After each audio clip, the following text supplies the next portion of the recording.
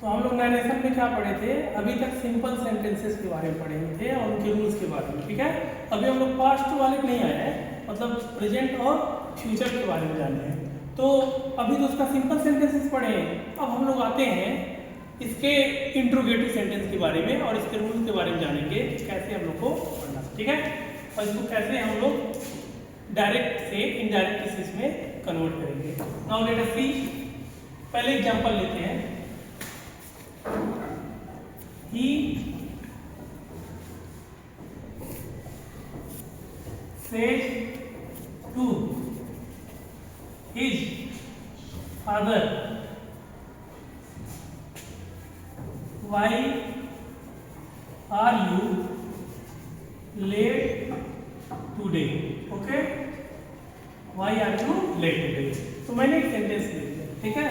He says to his father, single inverted comma, double inverted comma, और मैंने question mark लगा दिया, मतलब यह क्वेश्चन व्हाई, इंट्रोगेटिव वर्ड, तो why are you late today, okay. तो इस तरह के सेंटेंस को, क्योंकि हमारा क्या रिपोर्टेड स्पीच जो है वो इंट्रोगेटिव वर्ड से स्टार्ट हो रहा है, तब इसके रूल्स होते हैं, तो उसके अकॉर्डिंग हम चेंज करते हैं, ठीक है। चलिए हम पहले रूल्स के बारे में, इसलिए मैंने पहले सेंटेंस लिया, अब उसके रूल्स के बारे में जानेंगे। तो इसको मैंने छोड़ दिया है, डायरेक्ट स्पीच है, इनडायरेक्ट स्पीच बनाने के लिए मैंने इसको छोड़ा हुआ है, लेकिन उसके पहले अब हम लोग रूल पहले पढ़े, तो उसके अकॉर्डिंग चेंज करेंगे।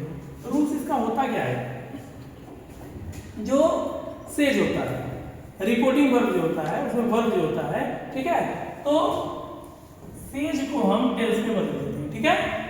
सेज चेंजेज इनटू टेल्स में नहीं, सॉरी, आस्क में चेंज होता है, ठीक है, क्योंकि यहाँ क्वेश्चन पूछा जा रहा है ना, और सिंगुलर सब्जेक्ट है, तो जो सेज होगा वो आस्क में चेंज हो जाएगा, ठीक, क्योंकि सब्जेक्ट सिंगुलर है तो इसलिए आस्क हो जाएगा। अगर वो से रहता और सब्जेक्ट प्लूरल रहता तो आस्क क्यों रहता, ठीक है ना, क्यों, क्योंकि यहाँ पे क्वेश्चन पूछा जा रहा है, इंट्रोगेटिव है, इसलिए से विल चेंज इनटू आस्क, ठीक है। से चेंजेस इनटू आस्क एंड से विल चेंज इनटू आस्क, से चेंजेस इनटू आस्क, ठीक है, से आस्क में चेंज करेंगे, क्लियर। अब यहाँ पे दो बातें होती हैं कि अगर रिपोर्टेड स्पीच इंट्रोगेटिव वर्ड से स्टार्ट होता है, इंट्रोगेटिव वर्ड जैसे वाई, विच, हु, हुम, व्हाट, वेयर, तो इस वर्ड से स्टार्ट होता है, तो हम डबल और सिंगल इंट्रोगेटिव कॉमा को हटाएंगे और वही इंट्रोगेटिव वर्ड दिखा देगा, ठीक है। मतलब वहाँ पे कोई परिवर्तन नहीं होता है, इंट्रोगेटिव वर्ड वही रहता है, एक्स्ट्रा कोई वर्ड ऐड नहीं किया जाता है। वाई, उसके बाद इसमें क्या करते हैं, पहले सब्जेक्ट को लाते हैं, ठीक है, जैसे यू है तो पहले आएगा, उसके बाद तब यहाँ पे हेल्पिंग वर्ब जाएगा, ठीक, और उसके बाद जो ऑब्जेक्ट वगैरह चेंजिंग रहता है, जो पहले मैंने रूल बताया है चेंजिंग करने वाला, उसके अकॉर्डिंग चेंज करेंगे। तो इसको हम बनाते हैं, देखिए, ही अब says will change into ask, he asked his father, ठीक है, ही आस्क्ड हिज फादर, हम उसमें डैट लगाते थे, अब इसमें कुछ नहीं लगेगा क्योंकि इंट्रोगेटिव वर्ड है, इसलिए वाई। और एक काम मैंने आपको बताया था कि अगर ए प्रेजेंट इंडिफिनिट या फ्यूचर में हो, मतलब प्रेजेंट या फ्यूचर के किसी पार्ट का हो, तो इसके जो रिपोर्टेड स्पीच का टेंस होता है उसमें कोई परिवर्तन नहीं होता है, बस सब्जेक्ट और ऑब्जेक्ट का परिवर्तन होता है। क्योंकि यू है सब्जेक्ट इसमें, तो यू किसके अकॉर्डिंग चेंज होता है, यू ऑब्जेक्ट के अकॉर्डिंग, मतलब यू इसमें क्या है, सेकंड पर्सन का है, तो सेकंड पर्सन रिपोर्टिंग वर्ड के ऑब्जेक्ट मतलब हिज फादर के अनुसार चेंज होगा, तो वाई इसका ही आ जाएगा, तब उसके बाद हेल्पिंग वर्ड जाएगा, तो ही के साथ हेल्पिंग वर्ड क्योंकि टेंस में परिवर्तन नहीं होता है, तो इसलिए इज ही रहेगा, why is, he is late. और एक चीज और, टुडे, टुडे का दैट डे में चेंज होता है, ठीक है, टुडे का दैट डे। तो रूल ये हो गया कि जब इंट्रोगेटिव वर्ड से स्टार्ट हो। अब एक और रूल आता है, जब हेल्पिंग वर्ब से खुद स्टार्ट हो सेंटेंस, ठीक है, जब रिपोर्टेड स्पीच का सेंटेंस हेल्पिंग वर्ब से स्टार्ट हो, तो let us take one sentence more as an example and then we will change into indirect speech of the given sentence, clear. So let us take, you have said to me,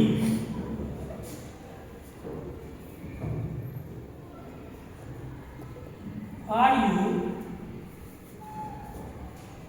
going to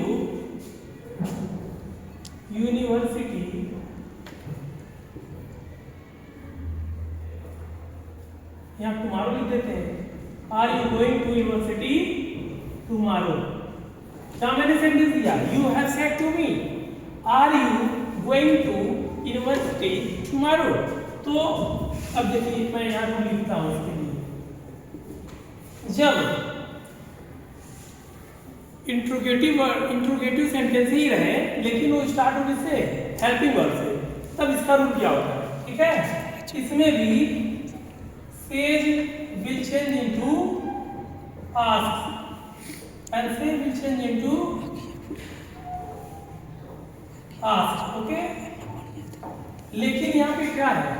अब ये तो present perfect से related आ गया, तो you have said to me, तो यहाँ पे क्या होगा?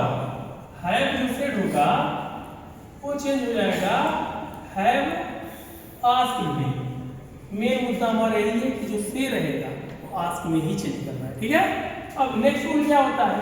अगर इंट्रोगेटिव वर्ड से नहीं स्टार्ट होके हेल्पिंग वर्ड से स्टार्ट होता है, ठीक है ना, तो हम क्या करते हैं?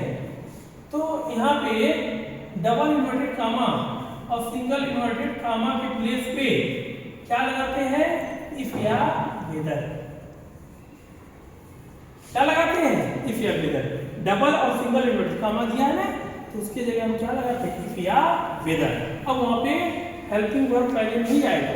अब सबसे पहले जैसे वहाँ जब इंट्रोगेटिव वर्ड वाला बताए थे तो हट गया, तो इंट्रोगेटिव वर्ड से शुरुआत हुआ है इनडायरेक्ट स्पीच। लेकिन अगर ये हेल्पिंग वर्ड से शुरू हो तो क्या होगा?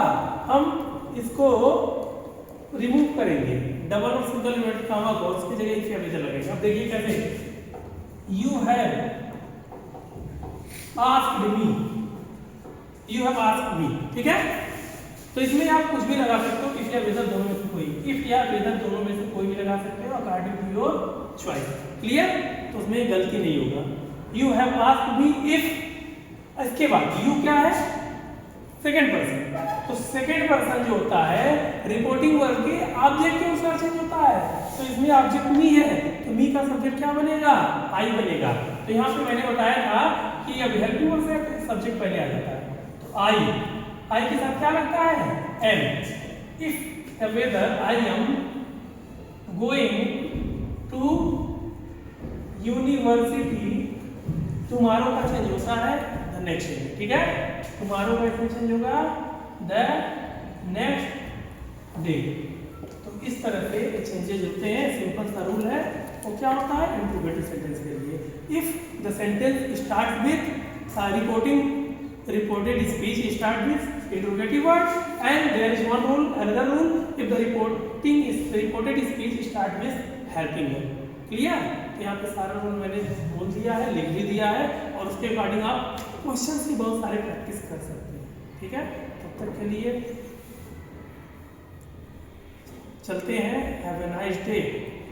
और आप लोग क्वेश्चन वगैरह लगाते रहिए और सेंटेंस भेजते रहिए। ठीक है, और बेल आइकन को दबाकर लाइक कमेंट शेयर जरूर कीजिए।